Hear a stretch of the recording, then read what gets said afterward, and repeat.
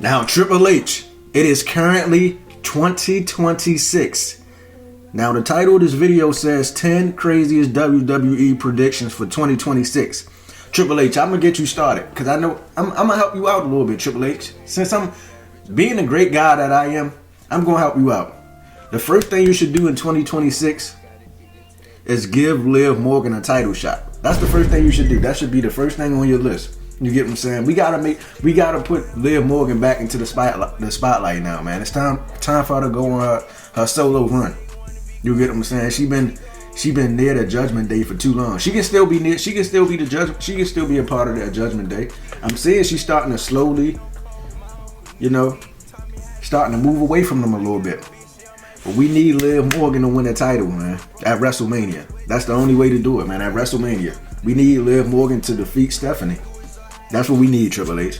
The second thing we need is we need The Undertaker and John Cena to wrestle at WrestleMania.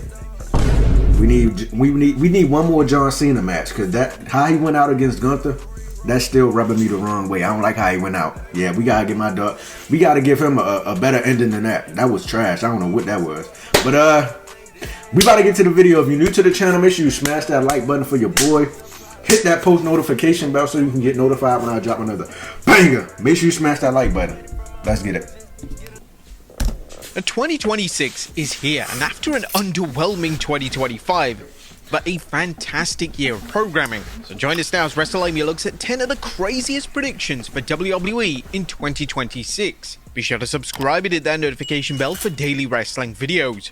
Number 10, Brock Lesnar retires. Yeah. As things stand, 2026 could be the year of 3 huge retirements in WWE. And we already know that AJ Styles is confirmed to retire at some point in the next year, and it's heavily rumored that a returning Chris Jericho will be retiring in 2026. It's also been widely reported that WWE legend Brock Lesnar is finally calling it a day in the next year. WWE legend looking to build has been a dream match for years for many fans, and the match just so happening to be Lesnar's final match will be a major deal. It's also possible that Lesnar has some input in who he retires again. Oh, so Gunther is going to end Brock Lesnar's career? Now, Triple H, this time I can get with. I ain't like John Cena getting his career ended by Gunther. But him, yeah, for sure. Gunther could definitely end his career. Oh, he said he get to choose which wrestler that's going to end his career. Let me think. Which wrestler do I want ending Brock Lesnar's career? You get what I'm saying? Because I don't know how he found his way back in WWE anyway. Nobody still yet to explain that to me. How did he come back into WWE? I remember when he got accused of all that stuff. They wiped Brock Lesnar away from the WWE. They started taking his pictures down and all that shit. I don't know how he found his way back. But let's continue. Will be a major deal. It's also possible that Lesnar has some input in who he retires against, as Lesnar certainly has some creative sway within the company when it comes to who he wrestles. This was on full display back in 2017 when Lesnar opted against wrestling Jinder Mahal, and WWE would pivot and proceed with a Lesnar vs AJ Styles matchup. Now, whilst on paper it would make sense for Lesnar to retire at WrestleMania 42, it seems that SummerSlam just so happens to take place in Minnesota, so the main attraction for the show is likely going to be Lesnar's retirement match. Number 9, the year of returns. Now, as well as a year of retirements, 2026 could be the year of returns in WWE. We know that Chris Jericho is expected to return, but we could also see the WWE return of Paige. Paige has been heavily rumored to return for some time now, and with her being an established talent, and with names such as Nikki Bella and AJ Lee back in WWE, this return makes a lot of sense. Other potential returns include Brie Bella, who stated that she wants one more WWE run, and also Dolph Ziggler, who returned in 2025 to a huge pop and had a stellar showing on Raw. We've also learned to never say never when it comes to pro wrestling returns, particularly when it comes to WWE. So the chances of a big AEW name such as Edge aka Adam Copeland and Jon Moxley aka Dean Ambrose jumping ship can't be 100% ruled out. Number 8, The Undertaker returns. Let's go! Role. The Undertaker has made his presence felt as part of the creative team in AAA. Taker is a complete novice in this role, but he's said to have done extremely well in the new role, and his partnership with Jeremy Borash has received rave reviews internally in WWE. And now we're facing major creative hurdles when it comes to SmackDown. The show throughout 2025 has failed to deliver the goods, and the show has felt stale and underwhelming. Fans were crying out for something new.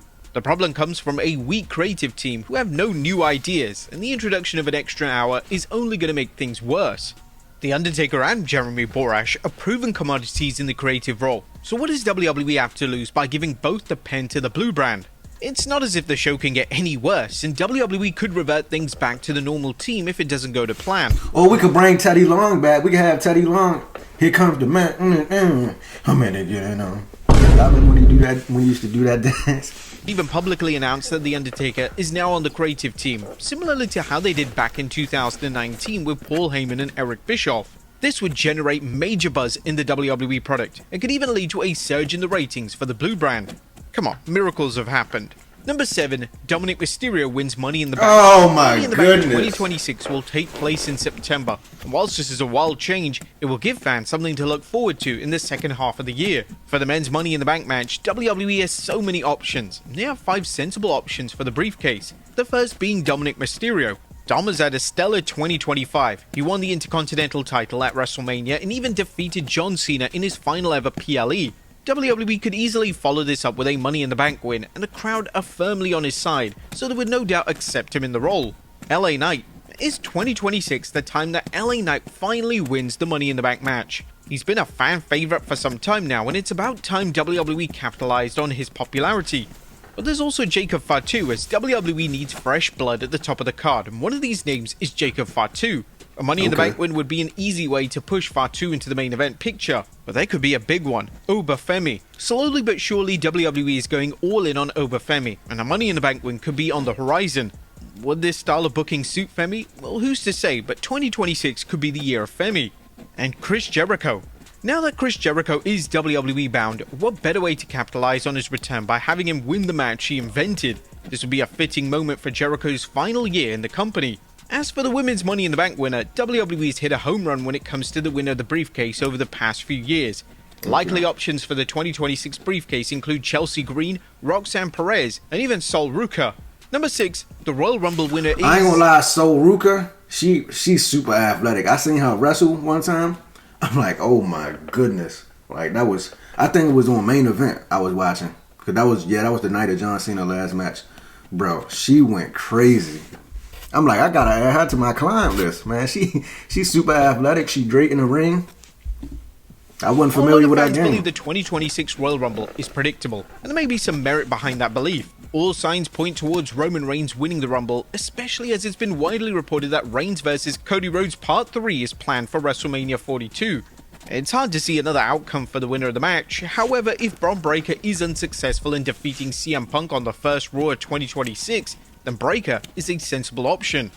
For the women's, Liv Morgan winning the Royal Rumble, man. Just go ahead and say it. That's Bianca Belair. Liv Morgan winning the women's Royal Rumble, man.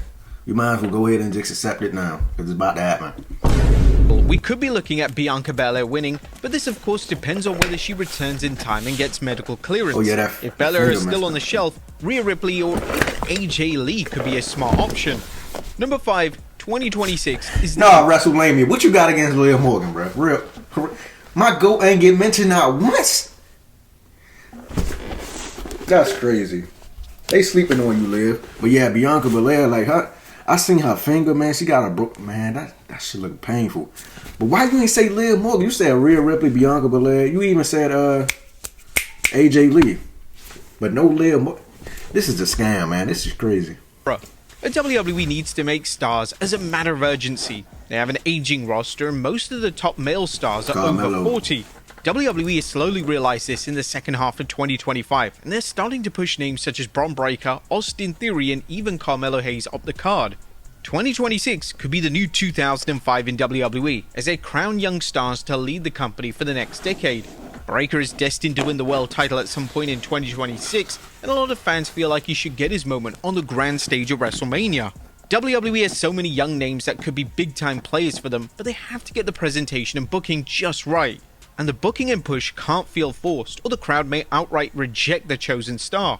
The Dominic Mysterio route has worked extremely well, as by the time Mysterio was winning a title at WrestleMania 41, he was being heavily cheered and the fans were ready for him in this role. This can be a dangerous balancing act, but WWE must take the risk, and 2026 is the year where they must usher in a new era. Number 4, Roman Reigns wins the WWE title. A Roman Reigns vs Cody Rhodes is reportedly the planned WWE title match at WrestleMania. and there's a strong belief that Reigns is walking out as WWE Champion. Now the problem with this is that WWE are back to where they were in 2022. Reigns is not working a full-time deal. In fact, he's only worked 7 matches this year, and this will mean that Rhodes is once again carrying the company just without a title on his shoulder. What is the logic of putting the title on a part-timer, especially when both Netflix or USA Network will want the champion on their show on a weekly basis? WWE likely wants to give Reigns another huge moment, and it's entirely possible that he holds on to the title for another year and he wrestles The Rock at WrestleMania 43 in Saudi Arabia. The problem with this is that a 12-month part-time reign may push fans away from the product, and they may actively begin to turn against the popular babyface, and this is something WWE needs to avoid. Number 3, Cody Rhodes turns heel. Could 2026 finally be the year in which WWE turns Cody Rhodes heel? A heel turn for Rhodes was initially pitched by The Rock in early 2025, but WWE quite rightly turned this down. Wait, wasn't Cody a heel in 2011, or was he a face? That was the year when he had the undashing Cody Rhodes. Wasn't he a heel then, or was he a face? I think he was a heel. I don't know. I can't remember.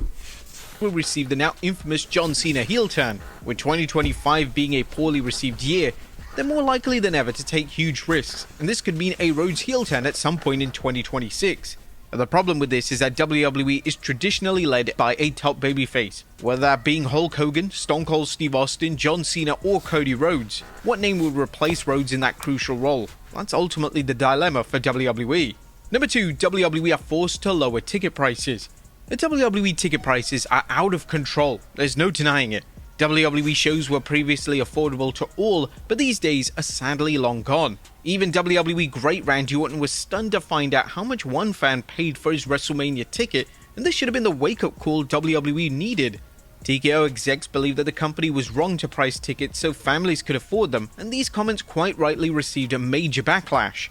TKO is showing their greed in the current pricing model, and it's slowly beginning to backfire. You gonna price out all your normal average fans? Can't nobody afford all them tickets. And most of these fans, most of them got 9 to 5 regular jobs. They can't afford to go to all these WWE, especially when you overpricing the tickets. So just make them a little cheaper, so that way they can bring them and the family and the kids. That means more people at the arena. Why wouldn't you want that? But y'all want to get all the money y'all can get, huh? That's what y'all want, TKO. Y'all just greedy. Greed. I know, I understand get the money, but like, you can't outprice the diehard fans. They can't even go no more because the tickets is outrageous. Come on, man, I gotta fix that, man. Ticket sales for TV can be seen decreasing in certain areas. Fans simply don't have enormous amounts of money to attend a standard Raw or SmackDown show, and when WWE has to bring out the dreaded black top to hide the empty seats, then they'll be forced to lower ticket prices to get those families back in those seats. Right. And number 1, Triple H is booted out the door. 2025 was unfortunately the year when fans really turned on Triple H. Triple H has become the face of the WWE creative output, and thanks to shows such as WWE Unreal, knowledge that Triple H runs the show is universally known. This was always a risk from WWE, as the moment the product wasn't as hot as it was, all the backlash would fall on one man, and that being Triple H. Triple H's booking was so heavily loathed in late 2025 that after John Cena's final match, he was heckled with a huge amount of boos, and some say the negativity directed towards the game really overshadowed John Cena's final moment. 2026 could be the year in which TKO decides to go in a brand new direction, and they could have The Rock unceremoniously boot the game right out the door. This will be a huge risk for the company, as despite a messy year from a creative aspect, the company is still thriving financially, and Triple H does deserve credit for this. However, The Rock, who isn't exactly best friends with the game, may see the negative reaction to the game's booking and decide to switch things up. The likely replacement for Triple H would be Brian Gewirtz, The Rock's personal friend and the man who was a head writer for WWE during the tail end of the Attitude Era. But one of the fundamental flaws in doing this is talent morale. Triple H is seen as a father figure by many in the company, and if TKO boots him out the door, Triple H's biggest supporters aren't going to be pleased. This could destroy trust between TKO and the talent, and TKO could face a major internal revolt. Key names such as Cody Rhodes, Rhea Ripley, Seth Rollins, and Io Sky are all of Triple H's hand-picked stars, so they won't exactly be... That's why Rhea Ripley keep winning them titles? Oh man, I knew it! I knew it! You handpicked Rhea Ripley, Triple H. So that's why she keep getting all these opportunities, huh? I was wondering, like, when Liv Morgan won the title, Rhea Ripley got a rematch instantly. I'm like, hold on, let my girl have the title for a little bit longer. And then when Rhea Ripley beat Liv Morgan for the title on the first, I remember like it was yesterday. It was the first time, it was the first day of Monday Night Raw being on Netflix. Rhea Ripley won the title back, and then Liv Morgan ain't get no title shot after that. So how do when Rhea lose it, she get a rematch instantly? But when Liv lost the title, she couldn't even get no rematch. I know Triple H. I always knew you and Rhea Ripley. I knew y'all. Let's continue. With him getting the boot. Even names such as CM Punk, who've had prior bad blood with the game, have a thriving working relationship with him now, so TKO will need to be extremely careful if they're planning on changing who runs WWE Creative. But could you see any of these happening in 2026? Let us know in the comments down. I can see Liv Morgan winning a Royal Rumble and Liv Morgan winning a title at WrestleMania. That's what I can see. And I can see Roman Reigns, the tribal chief, getting a title back. But I don't understand why, since he ain't working full time. He gonna be a part-time wrestler. Like who carrying the title as a part-time? You ain't gonna get to see him. You ain't even gonna get to see the champion on TV. That don't even make sense. But hey, we out of here, man. If you enjoyed that reaction video, make sure you like, share, and subscribe.